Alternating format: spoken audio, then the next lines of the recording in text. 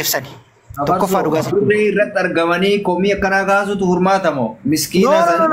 Wanni araara dhufee wanni an komadhu takkas hin jiru wanni an dubbadhus hin jiru. Egaa araara wanni jedhamu seera. Akkas jechuun ila araara dhufanii ila na dhagaye hin dogongorin. Araara dhuftee. Gaafii masi gaafataa. Ishii sambal dhageeffadhu gaafa sana. Gaafa an dhufee komii san kaase samballeessinee jirra booda ittiin deebinu dhiifama onaa godhaadhaan akkamitti dhiifama godhaan muyni hudduu keessa ta'a. Maal seera araaraa keessatti bar araaraaf dhuftee osoo araaramne dhiisuu danda'uun ni jira ture yoo haqa keen arganne yoo bakka barbaadu arganne. Gaskiisan gubbaa dhagaye wallahi dhugaan sitti maan warri maa araara dhufuu dhabe jedhee natti aareef gaskiisan gubbaa akkasii miti wanna hordofuu qabdu waa lama. Takka bilchinaan deemuu qabda takka namummaan deemuu qabda bilchinnii fi namummaan maayinni seera keen eeggadha himannaa keen gootu haqa kee argatte haala wasaaleen haqa keen arganne maaliif kana goota beekta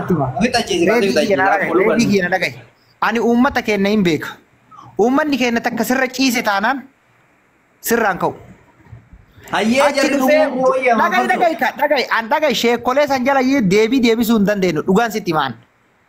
Odoo dhaqee gastiisan gubbaa koree unkaa mormii kaasuumi kana dhaabuuf kana dubbachaa jirra dhugaa dubbachaa jirra jedhee sirra ciisa uummanni keenya. Sanirra ammoo dhiyeessitee gastii gubbaarra salphina keessan muka hudduu keessa keettee haga gaafa muyni hudduu si bahee hudduu biraatti deebi'utti taa'utu irra caala malee gastiisan gubbaa dhaqee akkasina godhanii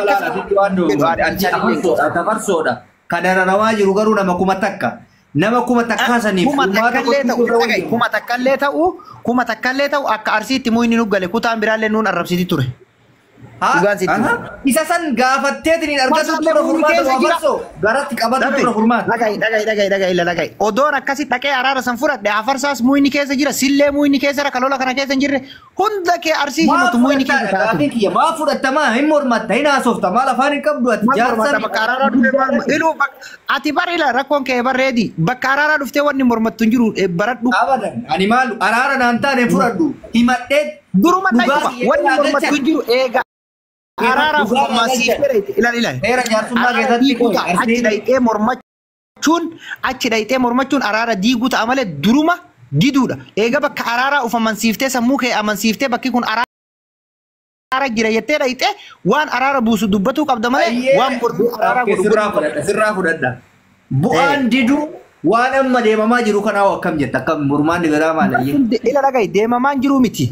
Deemame bar deemamnaanu muyni hudduu ilma namaa kaayameemi.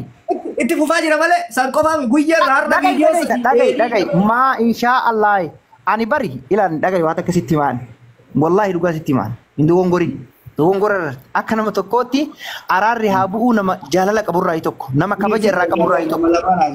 Wanno yaada wal hubachuu qabna nuuyyo dur afaan tokko ta'uu qabna beekke ayyee. Ila ani akka nama tokkootti reedi dhagaye bar wanna amma laal biyyatan jirta sitti fakkaatu danda'a.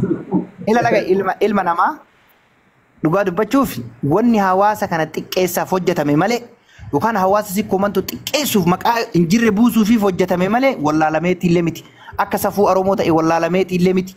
Maaliin hawaasa si komandoo kana cabsina maaliin hawaasa arsii jedhamu kana cabsinatu muka ilma namaa hudduu keessise malee wallaalaa miti kanaan amaniin.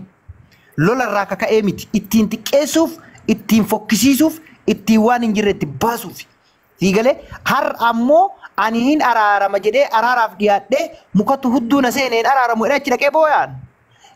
Namatu narraa falaxame namatu narraa walaalame jechuun waan jiru.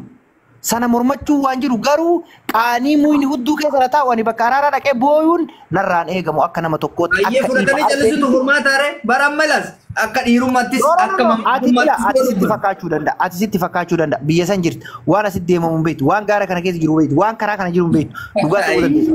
Diigalee garuu hubachuu danda'a mungkin nama miidiyaatillee nama baay'eetillee waan dhiyaatu hubachuu dandeessa bara amma ati waan tokko laalila waan tokko. Gaafa muyni hudduu namaatti hin seeninsan araara labsaa turre akkuma kee kana. Lolli ma jira beek namni miskiinni ma ol qabaa jira yeroo san akka afarsaatti anuu gabbayee waan kana nagaa buusa sheekoleen hadhateettee ilaaltu qeesiin hadhateettee ilaaltu jechaan turre jira kenna dhugaa yoo dubbanne haqa jirtu dubbadha. Odoo muyni hudduu namaan seenin duratti lakkaa waan kana sheekoleen hadhateettanii ilaaltan harargeen hadhateettee ilaaltu jimmaan hadhateettee ilaaltu waan kana nagaa buusaa jechaa tureen. Odoonan kana booyuu araara dheessitee ijoolleen isaaniitis fuutee waan hin taane ijoolleen qorii waan nama goone hin qabdu jettee ijoolleen walloo mucaa huddutti mukaan fiidee jechuudha. Gaafa kana ilmuma namaa keessaa bahee jireenya ilma namaa keessaa jibbee sooshaal miidiyaas irraa bade dhugaan sitti himaan. Maaliif jennaan maqaan baduurra mataan baduu wayya. Har'a odoo araara sanirra dhiyaadhe waan dubbadhu hayyee fudhadhe jedhee yoo cal'iseen alatti lakki akkasana godhan jedhee wanna ni madhu jiru. Araara san dheessuun kiyya maaliif waanuma feete yoo taate haala shari'aa keessattis nama badii guddaa sirra dalage badiin deebisiif nama keeriin si deebise keeriin deebisiifitu jira. Garuu badii guddaa sanarra dalaganii bakka araaraa taa'ee afaan banuun ilma arseetiillee miti ilma arsichaatiillee miti dhugaan sitti himaan. Kottu hudduu eegana salte dhageeffadhu hudduu eegana salte nadhagayi na fixachiise. Erga bakka araaraa dhaqee araara kadhadhe yoo ta'e muka hudduu na keette san bishaan itti buusii hudduudhaan nabbaye sanarraa dhiqee jechuu bara.